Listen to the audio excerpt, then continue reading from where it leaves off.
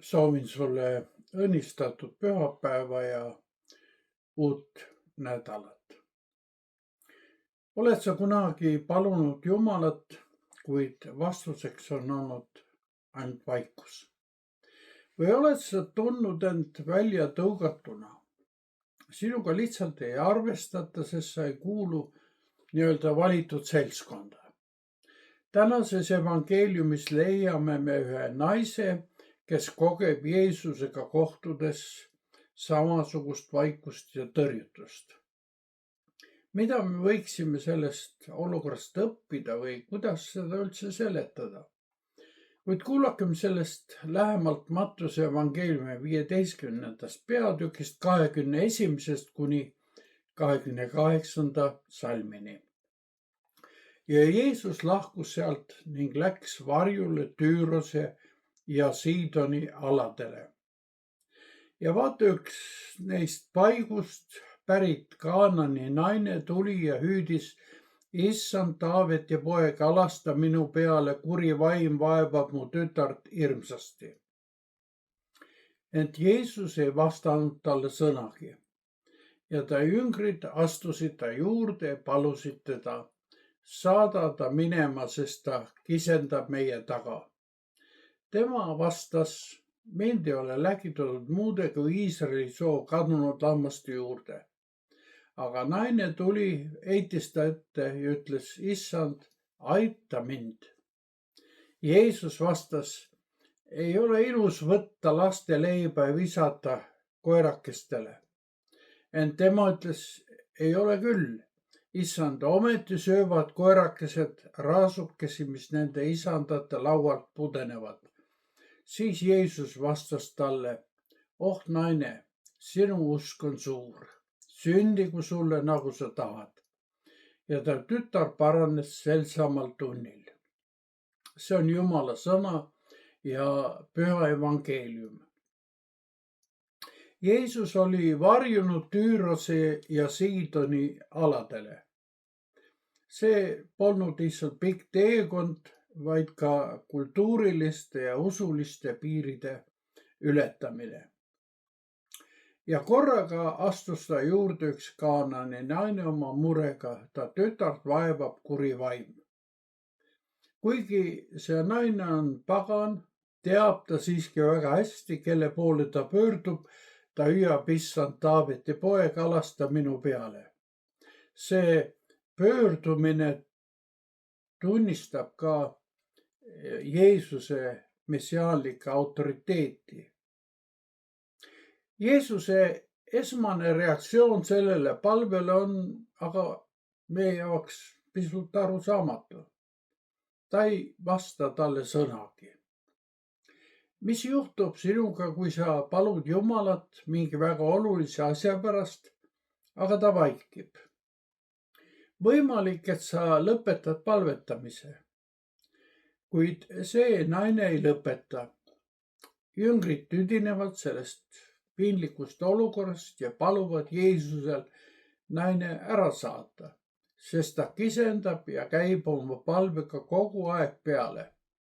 Jeesus peatubki ja kirjeldab oma maise missiooni piire.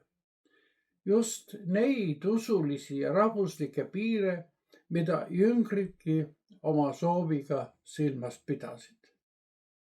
Ja siin peitubki selle õppetunni mõte ja sisu. Ka meis on need piirid ja ka meile tahab issand midagi õpetada. Jeesus ütleb: mind ei ole läkitud muude kui Iisraeli loo kadunud lammaste juurde. Kuid selle asemel, et solvuda ja ära minna, astub see naine Jeesusele veelgi lähemale, heidab ta ette maha ja ütleb lihtsalt, kui tungiva palve: issand, aita mind. See on lihtsalt hädas oleva inimese abihüüd. Seejärel ütleb Jeesus talle midagi väga karmi: ei ole ilus võtta laste leiba ja visata koerakestele.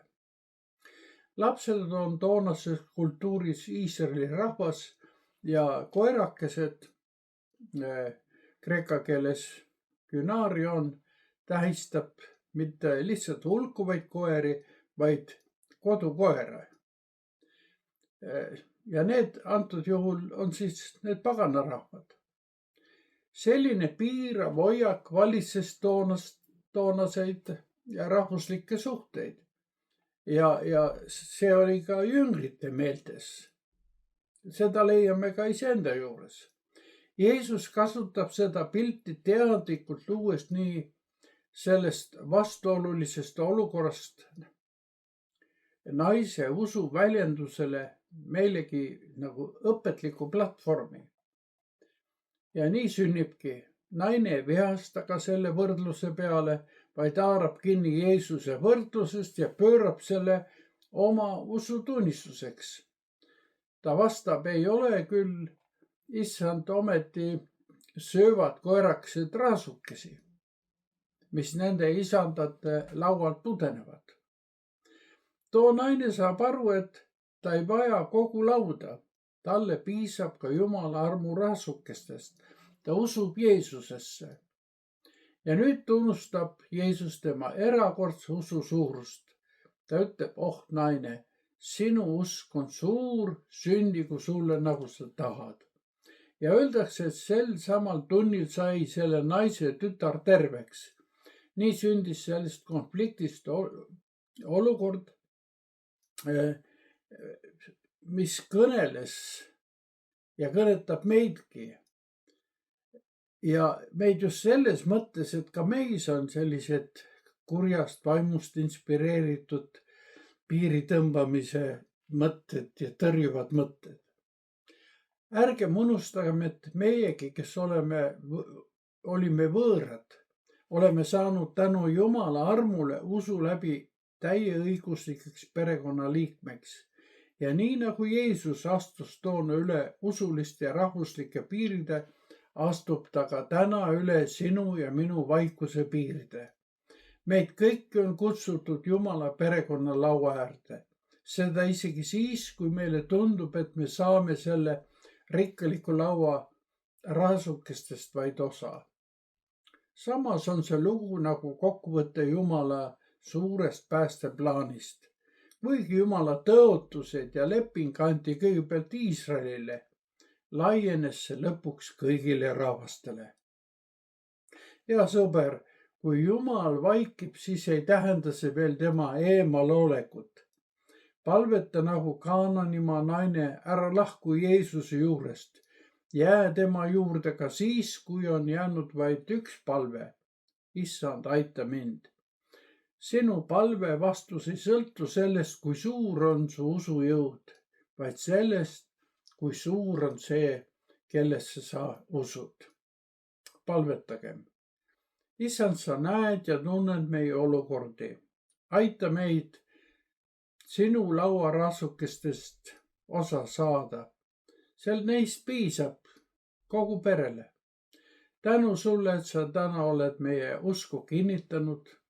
Isa, Poja ja Püha Vaimu nimel. Aamen.